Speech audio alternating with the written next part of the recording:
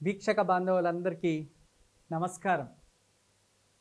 ఇదే 8వ తేదీ శుక్రవారం రోజు మహాశివరాత్రి. ఈ మహాశివరాత్రి రోజు అందరూ కూడా శైవ భక్తులు విశేషంగా శివుణ్ణి ఆరాధిస్తారు. శివాలయాలంతా కూడా ఎంతో సందడి చేస్తూ ఉంటారు. భక్త సమూహమే ఉంటుంది. ఈ మహాశివరాత్రి రోజు చాలామంది ఉపవాసాన్ని ఆచరిస్తూ ఉంటారు.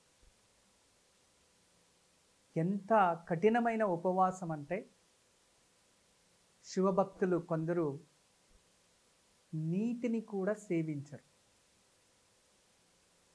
అంత కఠోరమైన ఉపవాసాన్ని ఆచరించే భక్తులు చాలామంది ఉన్నారు. అయితే మనము సాధారణంగా గృహిణీలు మరియు ఇంట్లో ఎక్కడా వెళ్ళకుండా ఇంట్లోనే ఉండి పూజించేవారు మహాశివరాత్రి రోజు శివుడికి ఏమి సమర్పించుకోవాలి? ఆ పరమేశ్వరునికి ఇష్టమైనది, ఆ పరమేశ్వరునికి అత్యంత ప్రియమైనది భక్తి మాత్రమే. భక్తితో అపారమైన ప్రేమతో భగవంతుని నామస్మరణ చేస్తేనే చాలు, ఆ పరమేశ్వరుడు కృపాకటాక్షలు మీపై ఉంటాయి. అంత ఒక గొప్ప రోజు ఈ మహాశివరాత్రి. ప్రతి ఒక్కరు కూడా శివరాత్రి రోజు జాగరణ ఆచరిస్తారు. అన్ని పర్వదినాలు డే అంతా ఆచరిస్తూ ఉంటారు. ఈ ఒక మహాశివరాత్రి అనే ఒక ఈ కల్పవ్రత అంటే ఈ కల్పము అనగా కల్పము అంటే పర్వదినం. ఈ పర్వదినంలో విశేషంగా చూడండి, ఈ పేరులోనే శివరాత్రి అని ఉంది. అంటే రాత్రిపూట ఆచరించే పూజ మరియు ఉపవాసము మరియు విశేషంగా రాత్రి అంతా మనము జాగరణ చేసి ఆ పరమేశ్వరుని కొలిసే వ్రతానికే మహాశివరాత్రి అన్నారు. శివరాత్రి తెలిసి చేసినా తెలియకుండా చేసినా ఆ భగవంతునికి కాస్త గంగాజలం సమర్పించుకుంటేనే చాలు, పరిపూర్ణమైన పుణ్యఫలం లభిస్తుంది.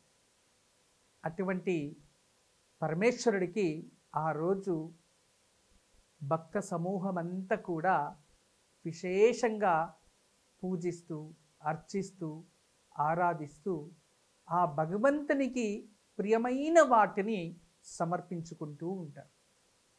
అలా మీరు కూడా భగవంతునికి ఇష్టమైనవి చూడండి, మనకి పురాణాల్లో గ్రంథాల్లో నిత్యము పూజించే సమయంలో అత్యంత ప్రియమైన వాటిలో కొన్నిటిని భగవంతుని సమర్పించుకుంటూ ఉంటాం.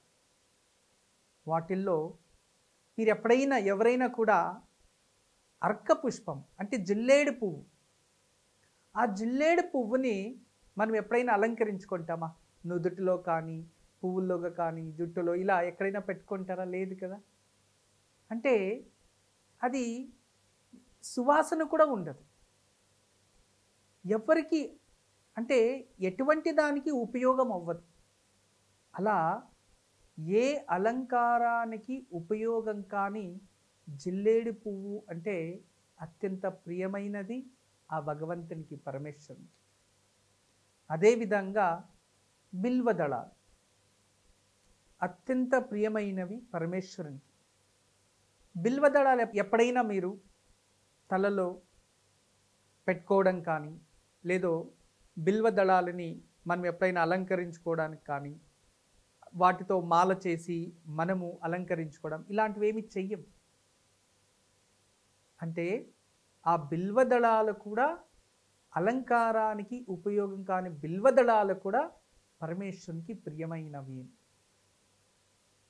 ఇక పరమేశ్వరుడిని ఎక్కువ సార్లు మనం అందరూ కూడా చూడండి, ఎవరైనా శ్మశానానికి వెళ్ళడానికి ఇష్టపడతారా? ఎవరు ఇష్టపడడు, శ్మశానంలో ఉండడానికి ఇష్టపడరు. అలా శ్మశానంలో నివాసించడానికి ఎవ్వరు ఇష్టపడరు. కానీ భగవంతుడు సాక్షాత్ భగవంతుడు శ్మశానవాసి అంటారు, భూతనాయకుడు అంటారు. ఆ శ్మశానంలో పరమేశ్వరుడు ఉంటాడు అంటారు. చూసారంటే ప్రజలు అనగా భక్తులకి అవసరం లేనివి, ఉపయోగం కానివి ఆ భగవంతునికి ఇష్టపడతాడు. ఇక వీటితో తుమ్మె పూలు చిన్న చిన్నగా ఉంటాయి. ఆ తుమ్మె పూలు అంటే ప్రియమైనవి. తర్వాత ఉమ్మెత్త పువ్వ మరియు ఉమ్మెత్త కాయ, వాటిని ఎప్పుడైనా మనం అలంకరిస్తామా? తోరణం కట్టడమో ఇంకోటో ఏమిటికి పనికిరాదు. అలా భగవంతునికి ఎవ్వరికీ అక్కర్లేని ఈ పుష్పాలు, ఇటువంటి ఆకులు, ఇటువంటి వాటినన్నీ కలిపి ఆ భగవంతునికి సమర్పించుకొని గంగాజలంతో భక్తితో అభిషేకం చేస్తే పరమేశ్వరుడు మీ వెంటే సదా ఉంటాడు.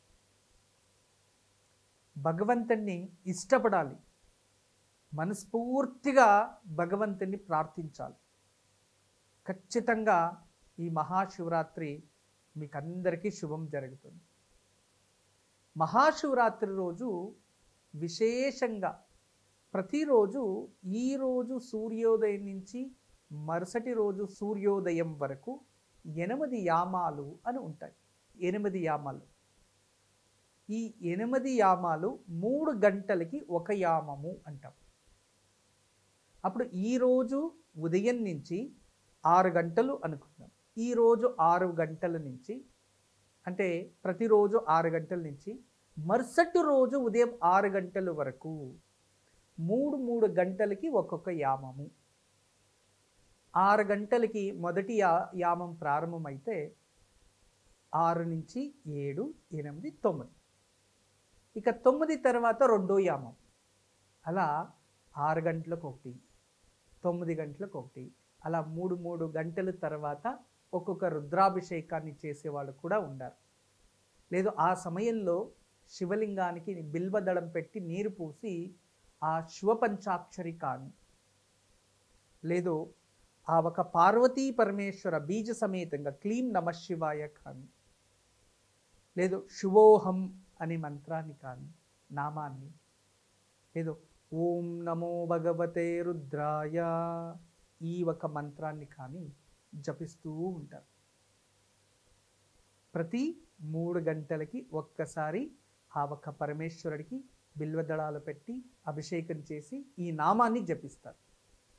ఇలా మనమందరూ కూడా ప్రతి 3 యామాలకి ఒకసారి రుద్రాభిషేకం కానీ, లేదు ధ్యానం చేయడం కానీ, ఇలాంటివి ఈ రోజు నుంచి రేపు ఉదయం వరకు అంటే 8 రుద్రాభిషేకాల్ని ఆచరించే ఒక శాస్త్రం కూడా ఉంది. అలా మీరు కూడా ఆచరించవచ్చు అనుకూలమయ్యే వాళ్ళు. కొందరైతే ఈ రోజు అంటే శివరాత్రి రోజు ఉదయాన్నే లేచి స్నానం చేసి నిత్య కర్మలను ముగించి వాళ్ళు ధ్యానానికి కూర్చుంటే రాత్రి లింగోద్భవ సమయంలో ఆ సమయానికి మళ్ళీ ఇంకొకసారి స్నానం చేసి ఆ సమయంలో శివలింగాన్ని తయారు చేసి ఆ శివలింగానికి పూజించి అభిషేకం చేసి మళ్ళీ ధ్యానంలో కూర్చుంటారు. ఇలాంటివి ఆచరించేవారు ఉన్నారు. కొందరైతే శివరాత్రి రోజు ఉదయం కూర్చుంటే ధ్యానానికి మరుసటి రోజు ఉదయాన్నే వాళ్ళు ధ్యానం నుంచి బయటకు వస్తారు. అటువంటి అద్భుతమైన ధ్యానం చేసే మహాభక్తులు కూడా ఎంతోమంది ఉన్నారు. ఒకరు ఈరోజు ఉదయము మరియు సాయంత్రము మరియు లింగోద్భవ సమయం మరియు రేపు ఉదయం 4 స్నానాలు వాళ్ళు ఆచరించి భగవంతునికి 8 స్నానాలు చేయిస్తారు. అంటే 8 సార్లు పూజించడం. ఇలా వాళ్ళ సంప్రదాయము మరియు వాళ్ళకి తెలిసిన భక్తి భావనలతో పూజిస్తారు. ఇక్కడ పరమేశ్వరునికి కావాల్సినది ఒకటే, భక్తి అనేది అతి ముఖ్యమైనది. భక్తితో పూజిస్తే చాలు అని. అలా శివరాత్రి రోజు జిల్లేడు పువ్వుతో పూజించడం వలన, విశేషంగా జిల్లేడు పువ్వుని ఆ పరమేశ్వరునికి అర్చించడం వలన, ఏదైనా ఒక సమయంలో ఆ జిల్లేడు పువ్వుతో అర్చించడం, అలా ఆచరిస్తే మీ మనోరథం సిద్ధిస్తుందంట. చూడండి, పరమేశ్వరుడు వీళ్ళు మంచోళ్ళు వీళ్ళు చెడ్డోళ్ళు అనే వ్యత్యాసం ఏం చూడరు. భగవంతుని దగ్గర అందరూ ఒకటే. అతను పాపం చేసి ఉండొచ్చు, ఆ కర్మ అతను అనుభవిస్తాడు. కానీ అతను ఎంత భక్తితో నన్ను ఆచరిస్తున్నాడు అనేది దేవతల ఒక దృష్టి. ఎంత భక్తితో మనం పూజిస్తామో భగవంతుడు అంత దగ్గర అవుతాడు. ఎంత భక్తిని మనం హృదయంలో నింపుకుంటామో మనం ప్రకృతికి అంత దగ్గర అవుతాం. సాక్షాత్ పరమేశ్వరుడు చూడ్డానికి లింగావతారం. పూర్వంలో ఋగ్వేద కాలంలో, తదుపరి కాలంలో ఏదైనా పూజించాలంటే ఏ దేవుడైనా కూడా లింగ రూపాన్ని పూజించేవారు. ఒక లింగములాగా, లింగస్వరూపంలాగా ఒక శిల, ఆ శిలకి ఒక శంకు చక్రం పెడితే అదే నారాయణ రూపం. ఇక త్రిశూలము పెడితే అదే శివుడు. ఇక అమ్మవారు 4 చేతులు పెట్టేస్తే అమ్మవారు. ఇక 2 కమలాలు ఆ శివలింగానికి ఇలా చేతులు పెడితే లక్ష్మి. ఇక అదే విధానంగా సరస్వతి, ఒక వీణ మరియు ఒక జపమాల అలా ఇస్తే సరస్వతి. అలా పూర్వంలో పూజించే విధానం అలా ఉండేది.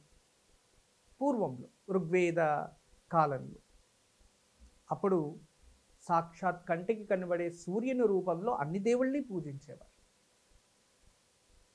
ఇలా ఆ పూజ అనేది మనకి ఎప్పుడైతే ధర్మగ్రంథాలు మరియు భగవంతుడు ఎలా ఉంటాడు, సహస్రబాహు అంటే ఎలా ఉంటారు, సహస్రాక్ష 1000 కళ్ళు అంటే ఎలా ఉంటాయి, అలా అని ఆ భగవంతుని ఆ రూపము వేదాల్లో ఎలా చెప్పారో, శ్లోకాల్లో ఎలా చెప్పారో అలా వర్ణిస్తూ విగ్రహ ఆరాధన అనే దాన్ని రచించారు. ఆ విగ్రహాలని కాపాడుకోవడానికి, ఆ విగ్రహ ఆరాధనానికి ఆగమ శాస్త్రాలు అనేవి వచ్చాయి. ఆ ప్రతి ఒక్క ఆగమానుసారంగా, అంటే ఒక్కొక్క విష్ణుకి సంబంధించిన ఆగమ శాస్త్రం మరియు శివుడికి సంబంధించిన ఆగమ శాస్త్రం, ఇలా శాస్త్రాల రీత్యా ఆ విగ్రహ ఆరాధన అనేది మనలో ఏర్పడింది.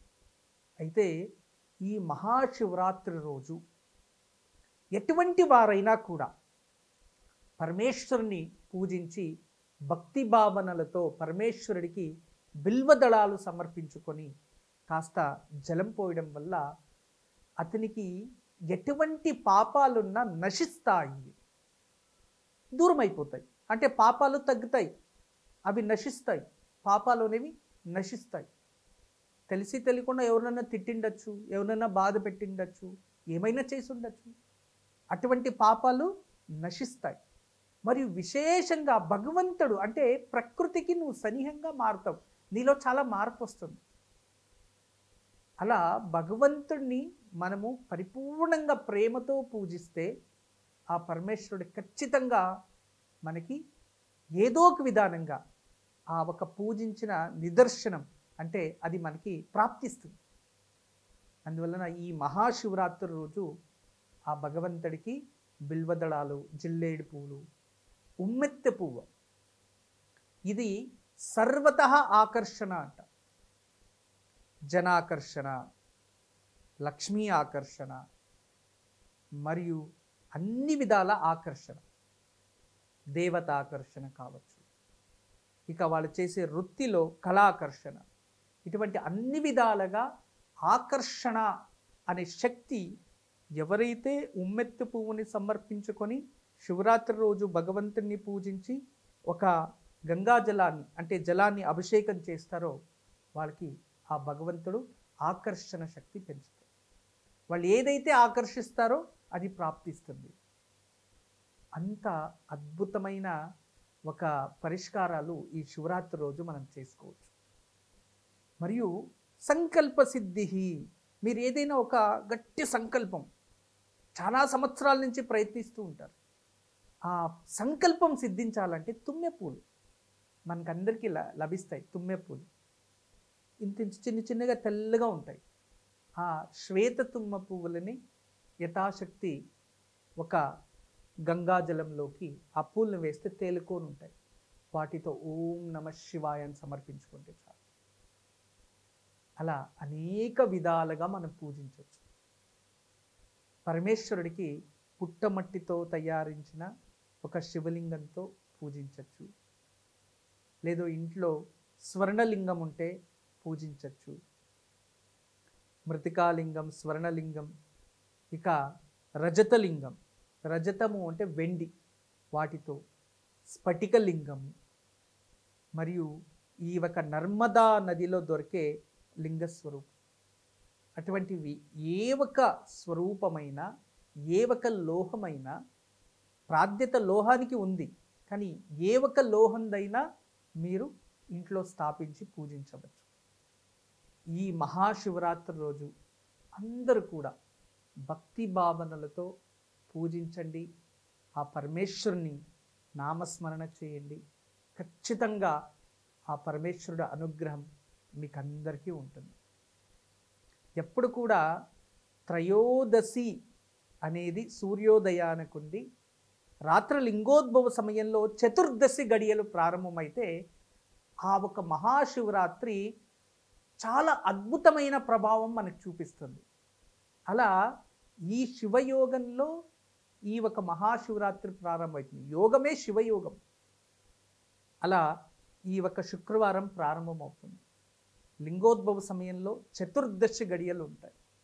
ధనిష్టా నక్షత్రం కూడా ఉంటుంది. మహాద్భుతం. ధనిష్టా నక్షత్రం అమ్మవారు నక్షత్రం. అంత గొప్ప రోజు ఈ మహాశివరాత్రి.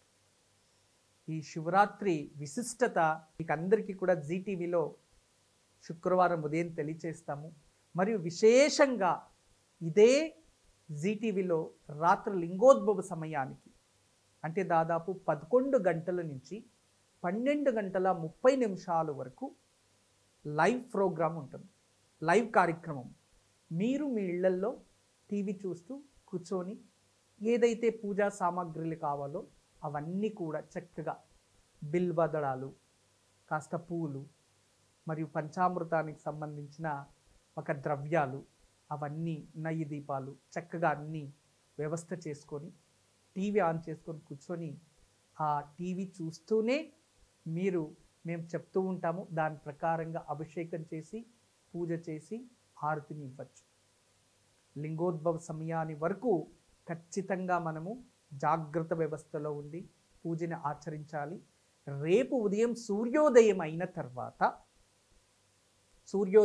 తర్వాత స్నానం చేసి శివాలయానికి కానీ లేదా ఇంట్లోనే మరొకసారి శివుడికి పూజించి అటుకులు నైవేద్యం పెట్టి వాటిని స్వీకరిస్తే అప్పుడు మనం ఉపవాసం వదిలినట్టు. లేదా ఈ లోటాస్తో తయారు చేసే పేలాలు అంటారు. లోటాస్ పేల అంటే మఖానీ అంటారు కొందరు. ఆ ప్రాంతాన్ని బట్టి ఆ పేర్లు మారుతూ ఉంటాయి. మఖానీ, లోటాస్ అంటే తామర పేలాలు. వాటిని విశేషంగా నైవేద్యం పెట్టి వాటిని సేవిస్తే అప్పుడు ఆ పరమేశ్వరుడికి మనం పరిపూర్ణంగా భక్తి భావనలతో మనము ధ్యానంతో, మంత్రాలతో మరియు ద్రవ్యాలతో పూజించి మరియు మరుసటి రోజు ఆ భగవంతునికి పూజించి ఆ ఒక ఉపవాసాన్ని త్యజిస్తారు. ఇవన్నీ కూడా చాలా విశేషమైన రోజు.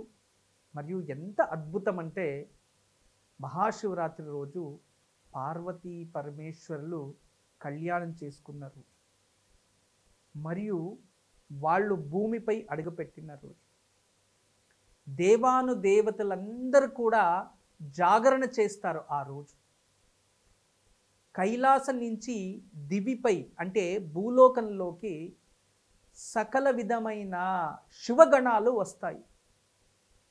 అంటే ఈ ప్రకృతి మొత్తానికి శివశక్తి, చైతన్య శక్తి ఉంటుంది. వైజ్ఞానికంగా చూస్తే సూర్య చంద్రాదులు కాలగణనీయము, మరియు ఋతువులు ఉత్తరాయణం, దక్షిణాయనం, ఇలా ప్రకృతిలో జరిగే మార్పు వల్ల ఆ మార్పు నుంచి మనము కూడా ప్రకృతిలో ఉంటాం కదా, ఆ ప్రకృతిలో మార్పు వల్ల మన శరీరంపై కూడా దాని ప్రభావం చూపిస్తుంది. ఆ శరీరం పైన మనకి ప్రభావం చూపించడం వలన మనలో ఈ ఒక ఎటువంటి వ్యత్యాసం కాకుండా గుణగణాలు కావచ్చు, హావభావాలు కావచ్చు, లేదా ఒక మానసిక స్థితి కావచ్చు, మరియు శారీరక స్థితి కావచ్చు. ఇటువంటి వాటి నుంచి ఎటువంటి అంటే ఉత్తమోత్తమంగా మనలో మార్పు అనేది వస్తుంది. అంతేకాకుండా మనకి ఎటువంటి అనారోగ్య సమస్యలు రాకుండా ప్రకృతికి సరిసమానంగా, ప్రకృతిలో ఎటువంటి మార్పులు, ఋతువులు ఎలా మారుతూ ఉంటాయో దానికి తగినట్టుగా ఈ దేహం కూడా స్పందిస్తూ ఉంటే అప్పుడు ఎటువంటి ఆరోగ్య సమస్యలు ప్రకృతి నుంచి వచ్చేవి మనము శరీరం స్వీకరించదు. ఆ ప్రకృతికి సరిసమానంగా మనం వెళ్ళాలి. అందుకే ఈ ఒక మహాశివరాత్రి రోజు మనం జాగరణ చేయడం వలన ఆ ప్రకృతికి సరిసమానంగా ప్రకృతిలో ఎలా మార్పు ఉంటుందో అలా మనము కూడా జాగరణ చేసి మన శరీరంలో కూడా ఆ ప్రకృతికి తగినట్టుగా జీవించేలా మన శరీరంలో కూడా కాస్త మార్పు అనేది వస్తున్నట్టు. అందుకే ఈ మహాశివరాత్రి కూడా వైజ్ఞానికంగా కూడా ఈ మహాశివరాత్రిని ఆచరిస్తూ ఉంటారు. దీన్ని ఎంతోమంది మనోవిజ్ఞానులు మరియు విజ్ఞానులు కూడా ఈ మహాశివరాత్రికి ఉన్న విశేషత మరియు ఉపవాసం చేయడం వలన మరియు జాగరణ ఆచరించడం వలన మరియు ఆ రోజు భక్తి భావనలతో ఉండడం వలన మరియు ఈ శివరాత్రి ఎక్కువ శాతం రాత్రి అనేది ఎక్కువ సమయం ఉంటుంది కాబట్టి నిద్ర అనే దాన్ని తగ్గించుకుంటూ భగవంతుని నామస్మరణలో ఉండడం వల్ల శరీరానికి రోగనిరోధక శక్తి పెరుగుతుంది. మరియు ప్రకృతి నుంచి ఎటువంటి ఏదైనా క్లైమేట్ ఇన్ఫెక్షన్స్ అంటూ ఉంటాం మనం, క్లైమేట్ వల్ల వచ్చేవి, అటువంటివి రాకుండా కంట్రోల్ చేసే కెపాసిటీ వస్తుంది అని విజ్ఞానులు కూడా ఇప్పుడు రీసెర్చ్ చేసి దాన్ని తెలియచేశారు. అలా ఈ ఒక మహాశివరాత్రి అనేది వైజ్ఞానికంగా సాంప్రదాయకంగా కూడా మనకి ఎంతో శుభం కోరుతుంది. అందువలన అందరూ కూడా ఖచ్చితంగా మహాశివరాత్రిని భక్తి శ్రద్ధతో ఆచరించండి, భగవంతుని పూజించండి, భగవంతుని ధ్యానం చేయండి. భగవంతుని పూజించేవారు రుద్రాక్షి మాల ధరించండి, మరియు రుద్రాక్షి కంకణాలు ధరించండి, రుద్రాక్ష జపమాల ఖచ్చితంగా ఉంచుకోండి, మరియు విభూతి ధారణ. ఎందుకు ఇవన్నీ చేస్తేనే నా శివుడు అంటుంటారు. అందుకే వేదంలో ఎప్పుడు పదం చెప్పారు మా గురువులు ఎప్పుడును, నరుద్రో రుద్ర అర్చయేత్, నా రుద్రో రుద్ర అర్చయేత్. అంటే నేను రుద్రుని పూజించాలంటే ముందుగా నేను రుద్రుడిగా మారాలి. నేను విష్ణువుని పూజించాలంటే నేను విష్ణువుగా మారాలి. స్వయం అలంకృత అంటే మనము పుండ్రలు వేసుకుంటాము, చక్కగా వస్త్రాలు వేసుకుంటాము, కూర్చుంటాము, దేవుణ్ణి పూజిస్తాము, ఇవన్నీ ఉంటాయి. అవును కదా. అదే విధానంగా శివుణ్ణి ఆరాధించే వారు కూడా విభూతి ధారణ, భస్మధారణ, భస్మాన్ని లేపన చేసుకుంటారు. మరియు భస్మాన్ని అలంకరణగా భస్మాన్ని రాసుకుంటూ చేతికి రుద్రాక్షలు లేదా మెడలో రుద్రాక్ష అటువంటి మరియు రుద్రాక్ష జపమాల ఇటువంటి వాటన్నిటితో కూడా అలంకరించుకుంటూ యథాశక్తి భగవంతుని ధ్యానం చేస్తారు. రుద్రాక్షలు వేసుకోవడం వలన మనకి ఏం జరుగుతుంది అంటే, రుద్రాక్ష అనేది ఒక సాధారణమైన పండు, అది ఒక కాయ అయ్యి పండు అవుతుంది. అంటే రుద్రాక్ష అనేది ఒక కాయ అయ్యి తర్వాత అది పండు అవుతుంది. ఈ పండు ఎంత నీలవర్ణంలోనే ఉంటుంది పండు, రుద్రాక్ష పండు. మనకి నేరేడు పండు ఎలా ఉంటుందో అదే విధంగా ఉంటుంది. ఆ పండు మనం వలిస్తే అందులోపల రుద్రాక్ష ఉంటుంది. ఆ రుద్రాక్ష ప్రపంచంలో అన్ని చోట్ల రుద్రాక్ష చెట్లు పెంచవచ్చు, ఇక్కడ కూడా పెంచవచ్చు, కానీ వాటికి ఆ శక్తి ఉండదు. ఎక్కడైతే హిమపర్వతాలు మరియు ఉత్తర ధ్రువాల్లో, అంటే మన నార్త్ ఉత్తర ధ్రువాల్లో హిమపర్వతాల్లో అంటే నేపాల్ చుట్టుపక్కల ఏదైతే ప్రాంతంలో పెరుగుతాయో వాటికి మ్యాగ్నెటికల్ ఎనర్జీ అంటే ప్రకృతిలో ఉన్న ఎనర్జీని అది ఆకర్షించి, ఇది కూడా ఒక మ్యాగ్నెటికల్ ఎనర్జీ. మన శరీరం కూడా భూమి అర్థని మన శరీరానికి ఇస్తుంది, సూర్యుని కిరణాల నుంచి వచ్చే శక్తిని ఈ శరీరం స్వీకరిస్తుంది. అందుకే దృష్టి, శబ్దాలు ఇవన్నీ కూడా మనం గ్రహిస్తూ ఉంటాం. మనిషిలోనూ కూడా ఒక ఎనర్జీ ఉంది. అలా ప్రకృతిలో ఉన్న దివ్య శక్తిని అది ఆకర్షించి అది మన శరీరానికి అందిస్తుంది.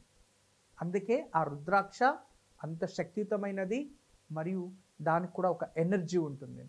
అందుకోసం ఈ శివరాత్రి రోజు శివజపం చేసేవారు రుద్రాక్షిని వేసుకొని జపం చేస్తే వాళ్ళకి చాలా ప్రకృతిలో ఉన్న చైతన్య శక్తి మరింత ఎక్కువగా ఆకర్షిస్తుంది, అది ఆకర్షించి శరీరానికి అందిస్తుంది. ఇలా అన్ని విధాలుగా వైజ్ఞానికంగా కూడా మన సంప్రదాయాలు వైజ్ఞానికం అన్ని విధాలుగా రీసెర్చ్ చేస్తే కూడా మనకి అన్ని చుట్టుపక్కల ఎనర్జీ, పాజిటివ్ ఎనర్జీనే వస్తుంది. అందువల్ల దయచేసి ప్రతి ఒక్కరు కూడా ఈ మహాశివరాత్రిని భక్తి శ్రద్ధతో ఆచరించండి, శివుణ్ణి పూజించండి, భగవంతుని నామస్మరణలో శివరాత్రిని ఆచరించండి. శివరాత్రి రోజు ఎంత భక్తి శ్రద్ధతో మీరు ఆ పరమేశ్వరుని ధ్యానం చేస్తారో అంత ప్రకృతి శక్తి మీపై ఉంటుంది. మీరందరూ శివరాత్రి రోజు లింగోద్భవ సమయానికి జీ తెలుగులో రాత్రి 11 గంటల నుంచి 12:30 వరకు లింగోద్భవ సమయానికి విశేషంగా రుద్రాభిషేకం జరుగుతుంది. అందరూ వీక్షించండి. ఇంట్లోనే ఉన్నవారు ఇంట్లోనే కూర్చొని మీరు ఆ పూజని వీక్షిస్తే ఆ వీక్షణ ఫలం కూడా మీకు ప్రాప్తిస్తుంది. ఇక మహాశివరాత్రి వేడుకలకి అందరూ సిద్ధంగా ఉండండి. అందరూ కలిసి పరమేశ్వరుని ఆరాధిస్తాం, అర్చిస్తాం. శివోహం. అందరికీ నమస్కారం. ఈరోజు మీకు అందరికీ కూడా శ్రీవాస్తు యంత్రం గురించి పరిచయం చేయడానికి వచ్చాను. శ్రీవాస్తు యంత్రం మీరు చూస్తున్నారు. శ్రీవాస్తు యంత్రం, ఈ శ్రీవాస్తు యంత్రం ఈ విధానంగా 9 ఇంచెస్, ఇలా 9 ఇంచెస్, ఇలా 9 ఇంచెస్ ఉంటుంది. తదుపరి బ్యాక్ సైడు ఇలాంటి 9 చక్రాలు ఉంటాయి. ఫ్రంట్ ఈ ఒక గ్లోబ్స్లా ఒక 9 డాట్స్ ఉన్నాయి చూడండి, ఇలా 9. ఇది శ్రీవాస్తు యంత్రం అనేది ఒక కాస్మిక్ ఎనర్జీని అట్రాక్ట్ చేసుకుంటుంది, నెగిటివ్ ఎనర్జీని ఇంట్లో నుంచి బయటికి తరిమేస్తుంది. ఇది మీకు అందరికీ దానికి పరిష్కార మార్గంగా నేను ఇవి సూచిస్తున్నా. ఎందుకంటే చాలామంది పిల్లలు సరిగా చదువుతలేదు, ఇంకొకరు మా ఇంట్లో ప్రశాంతత లేదు, భార్యాభర్తల మధ్యలో సఖ్యత లేదు, దేవుడి గదిలో సరిగా పూజ చేయలేకపోతున్నా, ఇంట్లో ఏదో తెలియని బాధ అనిపిస్తుంది, మా ఇంట్లో ఎప్పుడు కూడా ఏదో తెలియని ఒక శ్మశానంకి వెళ్ళినట్టు అనిపిస్తూ ఉంటుంది, మా ఇంట్లో కలగానే ఉండదు ఎప్పుడు కూడా, ఇక మా ఇంటికి చాలామంది వచ్చిన వాళ్ళంతా వాస్తు దోషం అని చెప్తూ ఉన్నారు, మేము ఏం చేయాలి అని ప్రశ్నిస్తూ ఉండేవారు. వాళ్ళందరికీ కూడా ఒక మార్గోపాయం చాలా రోజుల తర్వాత రీసెర్చ్ చేసి ఇప్పుడు ఈ శ్రీవాస్తు యంత్రాన్ని మేము చూపిస్తున్నాం. ఈ శ్రీవాస్తు యంత్రాన్ని ఎప్పుడైతే ఎక్కడ ఫాల్ట్ అనిపిస్తుందో అక్కడ ఒక మేక కొట్టి తగిలించాలి, అంతే. పిల్లలు చదువుతా లేదు, చదివే రూమ్లో పిల్లలు ఏకాగ్రతగా చదవాలి అనుకుంటున్నారా, అక్కడ ఒకటి తగిలించండి. మీరు నిద్రించే ఒక రూమ్లో మాకు సరిగా నిద్ర వస్తా లేదు, పడుకుంటే చెడు కళలు వస్తున్నాయి, నిద్రించే గదిలో ప్రశాంతత లేదు అనిపిస్తుంది, అక్కడ ఒకటి తగిలించండి. లేదు ఎవరో వాస్తు దోషం అని చెప్పారా, ఇంట్లో వాస్తు దోషాని కోసం ఇంటి హాల్లో ఒకటి తగిలించండి. లేదా పూజ గదిలో ఏదో ప్రశాంతత లేదు, సరిగ్గా ఏకాగ్రత లేదు, మెడిటేషన్ చేయలేకపోతున్నా అంటే పూజ గదిలో ఒక మేక కొట్టి అక్కడ ఒకటి తగిలించండి. ఎక్కడైతే ఇంట్లో వాస్తు దోషం ఉంది అని ఎవరైనా చెప్తారో ఆ ప్రదేశంలో ఆ ప్లేస్లో జస్ట్ ఒక మేకు కొట్టి దాన్ని తగిలించండి, ఆ వాస్తు దోషం అక్కడి నుంచి వెళ్ళిపోతుంది. చాలా అద్భుతము, చాలా విశేషమైన శ్రీవాస్తు యంత్రం మీ వరకు తయారు చేయించాము. దీన్ని ఉపయోగించండి, దీన్ని లాభం పొందండి. నమస్కారం. వాస్తు యంత్రం సంప్రదించవలసిన నెంబర్లు 8844452334 040682766622.